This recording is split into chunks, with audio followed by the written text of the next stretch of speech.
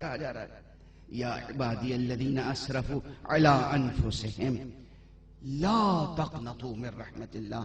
تم نے تو اسراف کر لیا، پھر بھی رحمت خدا سے مایوس نہ ہو. یہ ہے لطف بالائے لطف. توجہ رہے، یہاں پہ ایک بہت بڑا نفسیاتی مسئلہ ہے. نفسیاتی مسئلہ یہ کہ جب انسان کوئی گناہ کرتا ہے تو گویا خود اپنے مستقبل سے مایوس ہو جاتا ہے. توجہ رہے، آئے دن ہمارے پاس مسئلے آتے ہیں. انسان گناہ کرتا ہے تو کہتا ہے میں اپنے سر پہ بوجھ محسوس کر رہا ہوں، مجھے مستقبل تاریک نظر آ رہا ہے، میں ڈپریشن کا شکار ہوں. ڈپریشن کیا ہوتا ہے؟ ڈپریشن مستقبل سے مایوسی. ڈپریشن کیا ہے؟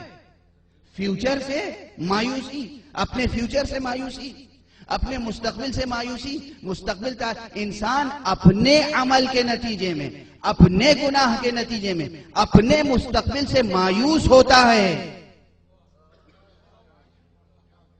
اس مرحلے پر بھی خدا فرماتا ہے لا تقنطوا من رحمت اللہ، رحمت خدا سے مایوس نہ ہو.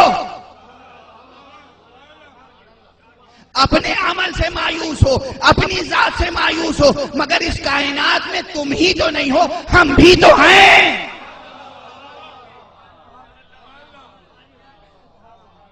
غلطی ہو گئی، خطا ہو گئی، اسراف کر بیٹھے، مایوس نہ ہو رحمت الہی سے. مایوس نہ ہو رحمت الہی سے، یہ دعوت رجوع ہے. توبہ کرو، انابت کرو، استغفار کرو. اس سے پہلے میں استغفار پہ گفتگو کر چکا ہوں لاہور میں.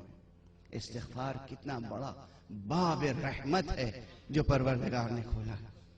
لا تقنطوا من رحمت اللہ، اللہ کی رحمت سے مایوس نہ ہو.